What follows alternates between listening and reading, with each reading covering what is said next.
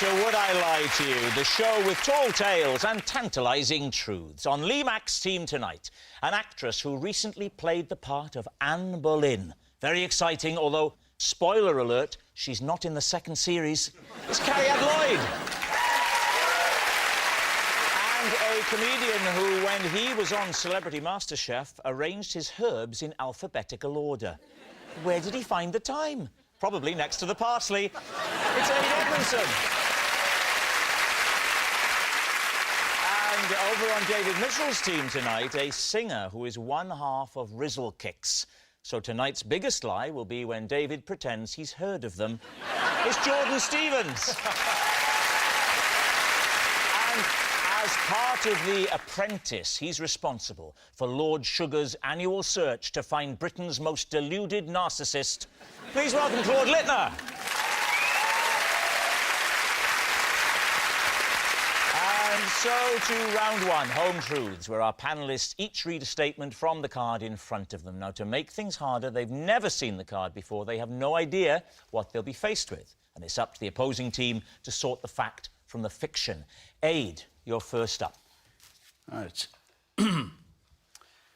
When I broke my neck at school, all I was given was an aspirin. David's team. What happened? How did you break your neck?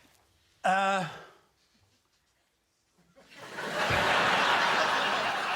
worry, we can lose that pause in the edit. Yeah. As a young man, I was in the gym team. Right. At school. We were doing a display for whatever you do, Founder's Day, something like that. I had to do a somersault over a box. A box? A horse. Yeah. A horse box. The bit... One of the things... wasn't that big. Yeah, right. Vault. Yes. So I jumped over one of those and was supposed to do a somersault. But I did 1.5. And landed on your head. He's very clever, isn't he? Yeah. So what happened then, Aide? You came crashing to the floor. There was a very loud noise. Your neck breaking made a noise? Yes. Why wouldn't a neck breaking make a lot of noise? That's a good point. Wouldn't you scream anyway? I mean... But the noise would precede the scream. But on the way down, on the way to hitting your neck, presumably you'd be shouting out something like, ah! No, because actually there's sometimes a delay before the pain actually arrives. Yeah, but there still might be alarm as you see the chances of you saving yourself from a neck he's in break. there, doesn't It's like people in an every- aeroplane that's crashing, they're probably screaming, and you don't go, well, you're fine at the moment. Yes.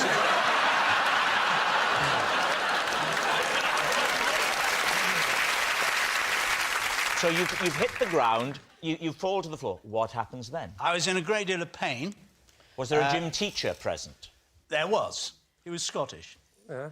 Jock Watt, his name was. No. That was his... You had a teacher called Jock Watt. So what did Watt do? One of the first things he did was he put out his cigarette. No. On the head of a nearby child. Yeah. Watt was there... Where? Because in the display... What was in the display? What? Part of it. We're quite small schoolboys. So Really there's a kind of teacher to catch you. Oh, or yeah. half catch you. Half catch. So somebody dropped you? You bounce over the thing and you sort of... Is that after he dropped you? Is that when he went...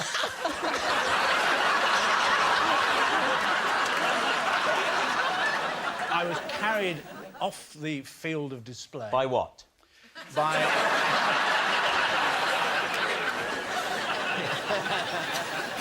and taken to the sick bay, where I was given an aspirin.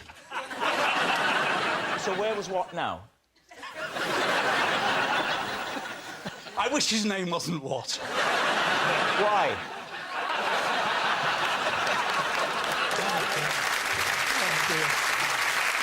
So was it evident to you from the start that you'd broken your neck? No. I suffered a great deal of pain for very many years and didn't really find out about the crushed vertebrae until... Yesterday. Until a few years after. So what are you thinking? Are you thinking that it could be true? Well, the thing is, I've been observing him, as I do, and he doesn't have full movement of his neck. Look at that. How long have you been observing him for, Claude? You see?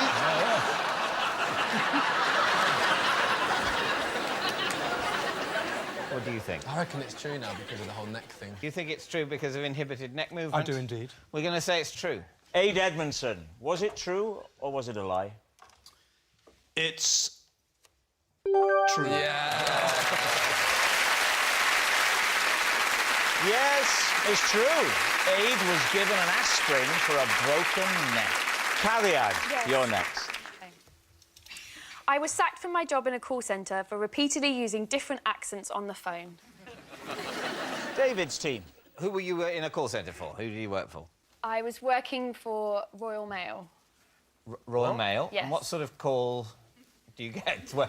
Where's my post? It was a while ago, and you used to not have Google, and people used to ring for postcodes. What's your favourite accent to do? So obviously Welsh is easy, so... Would you do the accent of the postcode?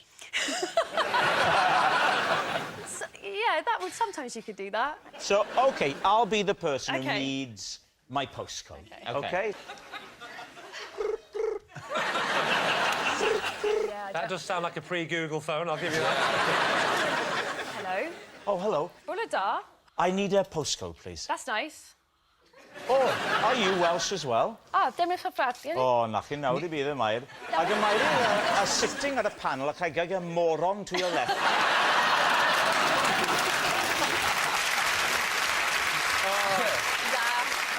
Can you give me the full address, please? All right. 14 Mack Avenue. Oh, now where's that now? It's just round the corner from Success Street. 14 Mack Avenue, Deadsville, Nowhere Town. I'm afraid... Oh, it is in Wales. Oh, yes, that's very near Swansea. The postcode you require is S for Sugar, W for Wilson, 8, R for Robert, B for Bertie. That's a lot nearer Wimbledon than I expected. SW. Well, I wasn't always right. David, why don't you make an inquiry? OK. Hello. Well, hang on, you've got to ring her first. That's really good. The sooner this is privatised, the better. Hey there, hello, hi. Oh, I wasn't expecting to speak to an American. No, I know, it's exciting. I just came over here and I got myself a job. That's very good. That's Were very you working 9 to 5, by any chance? How can I help y'all? Well, I would How like... y'all doing there? You have a nice day? It's so hot here in London, I can't tell you. I'm sweating like a pig. Well, hang on, it's not one of those lines, is it? Yeah, it's real hot here. I might just get out of these hot clothes. I literally didn't say that. I said sweating like a pig. In which case, at the other end, you'd hear, ah, really? Oh, gosh, well, I certainly wasn't expecting that. So how did they discover that you were doing these voices? I didn't know, but they were listening in to check. For training purposes?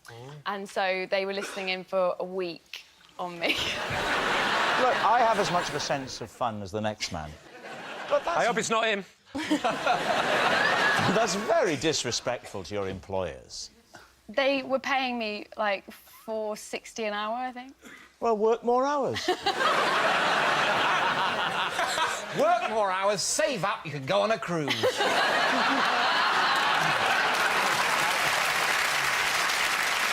So what did they say to you? What did they say to you? They took me aside, and there was going to be, like, Christmas break, and they just said, we're asking everyone back after Christmas, but we're not asking you. I should have said, that's fine, sugar, I don't even care. But, So what do you think? Claude? No, you have to say it out loud. I think it's a lie. You think it's a lie? They wouldn't wait a week to fire her. I'd have fired her immediately. I think it's believable that you could be that bored in a phone centre. I'm leaning towards true. OK, you're saying it's true. Cariad? Truth or lie? It's true. Yes, it's true. Cariad was sacked from her job for using different accents. Our next round is called This Is My, where we bring on a mystery guest who has a close connection to one of our panellists. Now, this week, each of David's team will claim it's them that has the genuine connection to the guest, and it's up to Lee's team to spot who's telling the truth. So please welcome this week's special guest, Ian.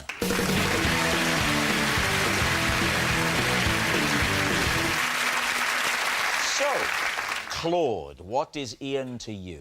Well, this is Ian, and he's keeping my motorbike in his shed, and my wife doesn't know that I've actually got a motorbike. Jordan, how do you know Ian? This is Ian. We used to regularly drive to a field together and howl at the moon. And David, what is your relationship with Ian? This is Ian. He is the taxi driver who cooked me a fried egg sandwich on the engine of his car. So there we have it. Lee, where do you want to start? Well, we could do with one more, because none of them are sounding very convincing. So, Jordan, why would you bark at the moon? Because full moon, you know, like, that's what you do. Oh, so you would only... No, you don't. You would only do the full moon? Yeah, it'd be a full moon. Where would you do this? A field. How old were you? 4. My mum was there, Yeah. and some of her friends. How old are you? I'm 25. And do you know how old he is? Roughly. 4.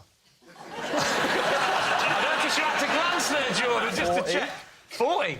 So he's 15 years older than you. So when you were 4, he was 19, right? What's your Yeah. relationship with this man? He's like my mum's mate. Is your mum's friend, and so your mum would howl at the moon? Yeah. Why? Yeah, my mum loves the moon. In fact, Sounds like you all love the moon. yeah. My mum's name's actually Emma Luna because she likes the moon. Right. Hang on, what, she changed her name to that. Yeah, I think she was called Emmalina. And what's his name? Well, Do you want a minute to think? It's Ian Howell. Ian Howell? Ian Howell. Yeah. Ian Howell and Emma Luna. And did you have a moon-associated name at that time? I wanted one. But you weren't old enough to get your moon You hadn't name. earned your moon name. They just Yeah. kept calling you son. You're not ready yet, son. How many people were in the field howling at the moon? I didn't know it was dark. How long are you doing this? How long are you howling at the moon for? You there How all long night? for? Yeah. Just until we felt better. Better. What was up with you? It's very therapeutic howling at the moon. But you know? yeah, therapy for what? What was up with you? Well, you know, the month gets a bit like. Yeah, oh, you know? look at your hands, they've gone really hairy. Yeah. Yes. You better howl at the moon. I had quite a hippie upbringing, you know. It was just getting a one with nature. So it's getting in one with nature. It was a bit of a hippie. Feeling the energy. How long We was just had a this- thunder moon, actually. Very powerful. You've just had one. Yeah, recently. We have just had one. Yeah, we did. I haven't personally had a thunder moon. It's not like a food. It's not like a dish. I had thunder moon last night. It was fantastic. I had curry last night. I had thunder moon this morning. All right, who else would you like to question? Claude, why don't you remind us of Sorry, Claude, yes. how you know Ian? Well, I know Ian because I first met him about a year ago, and he came to fix a leak in my house. In the course of conversation, he said that he's got a motorbike. And actually, I've always wanted a motorbike. Right, have you never owned one before? No, I haven't. OK. No. So you've never ridden one?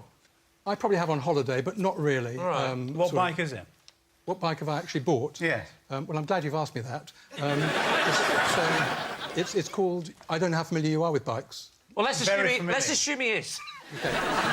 It's called a Fat Boy. Oh, good. Fat boy. It's a Harley Davidson. And when did you take your test? No, I haven't taken the test. That's why the bike's in his shed. Because you can't drive it. Not yet, So but, you've but I can bought- start it up. Why hasn't he told you why? I don't think she'd approve. Well, do you think this is not going to give it away a bit on national television? But sooner or later, the truth must out, and I've chosen tonight. You've got a Harley Davidson person that you're just happy not to ride around? Well, I'm not happy. I'm not happy about it. It's more of a status symbol, do you know what I mean? It's only a I've got status symbol Harley. if it's outside the shed and your stats on it. It's not a status symbol if it's someone's shed and no one sees it. You might as well have bought a rake. And you go and visit the bike? I do. To have a look at it? Well, what I do is I tell my wife I'm going on a business meeting, and that gives me a few hours of leeway, and I go and go to the shed, and what do you do? Start up the bike, feel the throbbing. What do you think your wife's going to say when she's watching this programme? Apart from, why did you go on that? Well, the thing is that actually she's in the audience now, so it's even She's here worse than- tonight? She is. Well, this will be nice for her to find out. How much did you pay for it? Well, the thing is, the list price was around 17,500. And how much did you I said that pay? quickly, so it doesn't kind of get too much. And how much did you pay, I darling? paid a shade under 15 grand, which I think you'll find is a very good price. Why did they give you $2.5 grand off? Because you're Because clearly a rich... that's the way I do deals. You're just good at doing deals? Yeah, that's the way I roll. Now, when you do come to ride this bike, what will your attire be? Will you be wearing leathers? Yes, I've already bought my leathers. You wear the leathers when you go to look at it? Yeah. You don't. I do. But the thing is that with me, it's just that I just wanted to have the wind in my hair.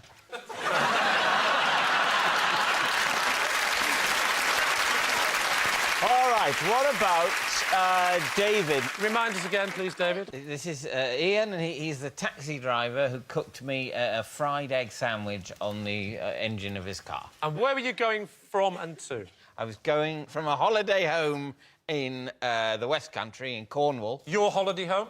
No, I temporarily had legal access to the holiday home. Quite a common... I don't know what the name of it in contract law would be, but it's like when you go on holiday to a holiday home, it's not your holiday home, but you're allowed to be there for a bit if you give them money. It's called a rental. Rental.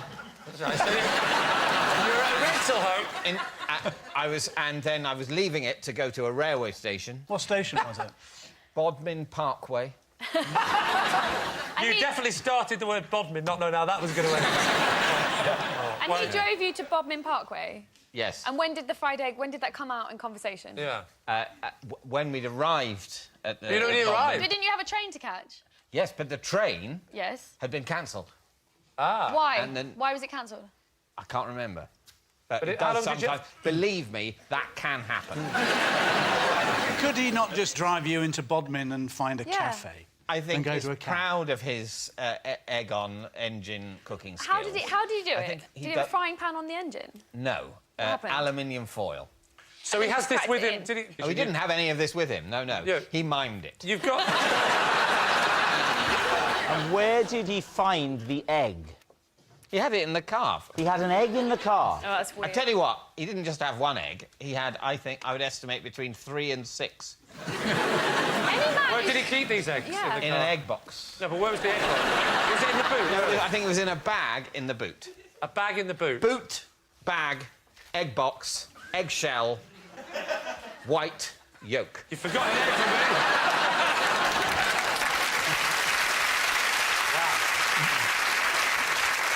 For a man like you, David, it seems socially awkward to be standing round the engine with a bit of tin foil and... But isn't that more reason that it happened? Any normal people like us would just go, you're all right, mate, and walk off. He stood out, well, I suppose I'd better forget the train and just have an egg Don't sandwich. forget the train. I'm waiting. I've got to wait there an hour. Yeah, I'm not trying to sort of forge a new life with Ian at Bodmin Parkway car park. Oh, we've got 4 eggs. That'll see us through the next day or 2. So, we need an answer. Lee's team. Is Ian Claude's motorbike minder, Jordan's moonlight mate, or David's fried egg friend? What I don't like about David's story is the idea that there was another... I live in the southwest. That there was another train in an hour. They're not that few. Brilliant. They're like once a day. There's like 3 trains A day. on that line from Bodmin. You've been done. Wow. OK, what about Claude and the motorbike? The idea that he wouldn't tell his wife Yeah, I think that's that he's silly. bought a motorbike, I actually do buy. I Oh, buy really? that bit. The bit I don't buy is that he chooses a light entertainment show that's been Yes. nominated for 3 BAFTAs we've never won, to tell everybody, mainly his wife, that that is what he's done. All right, now what about Jordan and Howling at the Moon? I'm liking this I story. still don't know why. He said it's to make him feel better, but... No, I had hippie parents and I had to do a lot of weird stuff. What did you have to do? Oh, we had to go and sit in circles and chant and shout in like, communes in Scotland. Yeah, Really? so I had to do weird stuff like that. Am I the only one that we all had to go shoplifting at Fresh? I'm thinking Jordan. OK, shall we go for Jordan? You going for Jordan? Oh, it could be Claude. Look at his little eyes. There was, just as I said Jordan then, Oh, you're about to turn to bring Claude, literally, like the evil man with the white cat on the... Literally, just because of the menacing evil smile, I think we should change it to Claude. You're going to go with Claude? Claude. Yeah. All right, Victory. Ian, please reveal your true identity. I'm Ian, and Jordan and I used to howl at the moon.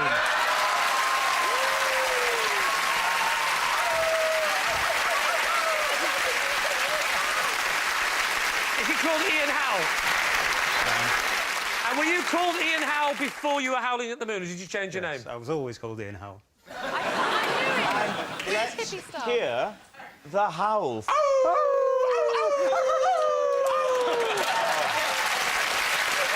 Yes, Ian is Jordan's moonlight mate. Thank you very much, Ian. Thank you. Which brings us to our final round, quickfire lies, and we start with... It's Lee. Having recently got into Eastern cuisine, this Christmas sees the launch of my new cookbook. Lee Mack's Walk Around the Clock.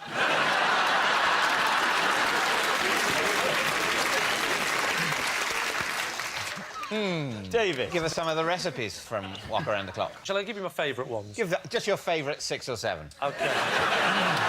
Yeah, well, I like quite simplistic. Because believe it or not, simplistic. So, raw pork. So, sweet and sour pork balls is one of my specialities. How would you cook your sweet and sour pork balls? Well, I'll tell you exactly how I would cook my sweet and sour pork balls. For £9.99, you can find out. Did you go to the publishers with this idea? I went to Penguin because they're the only book publishers I've heard of. How keen were they? Because I have to say, if I was a publisher and you came to me, Yeah. I wouldn't be interested. Well, ironically, Penguin didn't pick it up straight away. Yeah. Did you work in conjunction with a proper chef? Of course, I was helped a little bit. Who? By whom? It's a friend of mine, works at the Chinese restaurant. What's the name of this person? You wouldn't know him. Well, give it a try. Steve. Steve Jenkins. I've been going into the Chinese restaurant a lot recently. And I've been really sort of learning about it and savouring the dishes. And I keep saying, Steve, this is fantastic. What is this? And then he says something in Chinese, which I don't understand. And then I said... Steve Jenkins is Chinese. He was adopted when he was a kid. Taken to China. But he was an English baby, yeah. This is a true story. They took Steve Jenkins. They adopted him. Even though he was a baby, he was known as Steve. Obviously not. Then he was called Baby Steve. So this Chinese couple adopt baby Stephen. He's got his full name. He's called Steve Jenkins. They don't change his name. Well, they couldn't change his name, could they? Continue to call him. Yeah, because he's clearly an English baby. They knew he was going to grow up looking Western. Was he the only Steve Jenkins in his school? I think we should concentrate more on my ability to cook and less on my ability to understand the basic systems of adopting children and taking them to China. What was the hardest recipe to perfect? The hardest one to perfect was definitely the beef in oyster sauce with chilli. How would you go about cooking that? Well, first of all, I will get my wok. Yes? Very bold of you. Yeah, so I get my wok down from my wok shelf. Yeah. Put it down. Oh, wok shelf? Wok shelf, yes. How many woks do you own? About 7. 7 woks. You don't... How many woks have you got? 1. Well, that's why you haven't got a book out at Christmas, mate. Yeah. So I light the burner. That's the noise. Heat the oil, put the oil down. Peanut oil, actually. Don't use olive oil, peanut oil. So put the peanut oil around... Sounds delicious. The trick with the wok is not to put the oil at the bottom of the pan. It's to dribble it around the edge. You know the way same way you do a toilet duck? Yeah. All the way around the edge and watch it slightly go down. And the publisher said, probably don't use that analogy. So, put it around the edge. Let it all sink down to the bottom like that, yeah? Give it a good spinning round. This like is that. peanut oil, even though This an increasing number of people in Britain are allergic to Absolutely, peanuts. but Doesn't bother you? No, I make it very clear to those people on the front of the book. I say, if you have a peanut allergy, you are not welcome. I'll do that. Throw it in. You flash fry it. I'm there. Then you're throwing in 3 or 4 different ingredients, depends which, but there's different versions of it. But I'm going to go with the one with lots of greens. You've got lots of broccoli, you've got lots of carrots, you've got lots of a few sesame seeds. You're throwing it in. The thing is to feel the pan, feel it, become the pan, become one with the pan. You flick it up like that, stir it round. That's when you add the sauce. That's when you've got to add the sauce, the oyster sauce. But it's homemade oyster sauce. How do you make homemade oyster sauce? I'll tell you exactly how you make homemade oyster sauce. You get some water from the tap, you soak your oysters in it. Yes, you do use oysters. You soak them for 4 weeks in water. So the water goes black. How does it go black? You get your squid ink. You squid ink it in. You mix it up. You then mash it down, in. Get it really liquidy. It's on the turn, but it's not gone off. You've got to get it just on the turn. You put it in, you whisk it round. It's not anymore because stop that. It's gone. It's simmering away like that. It all settles down and you pour it onto the pan like that. £9.99, the book's yours.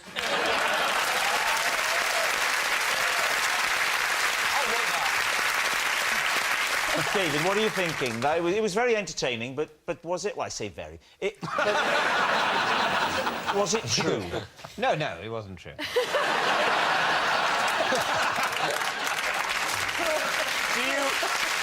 Do you need a little time to discuss this with your team? No, I know.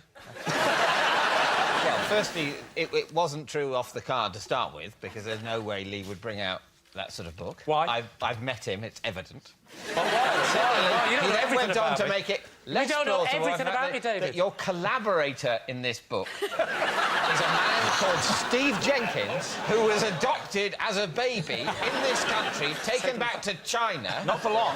No, for his whole childhood. No, he said they came back to Britain. Yeah, but when he was an adult. Oh, when he's an adult? Yeah, otherwise he'd have been able to speak English now, wouldn't he? How did you write a book with a man that only spoke Cantonese? Well, we had an interpreter. Chinese fella called Brian Smith. I think you're incredible, man. Incredible as in not credible.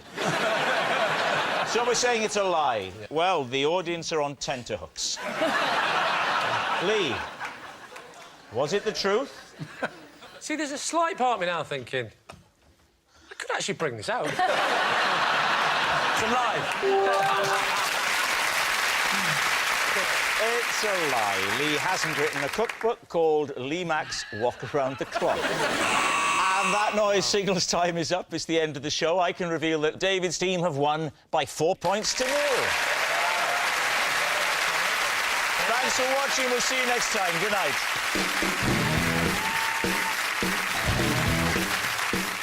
More secrets revealed with Joe Lycett. Unreal Lives, shared with Radio 1's Greg James.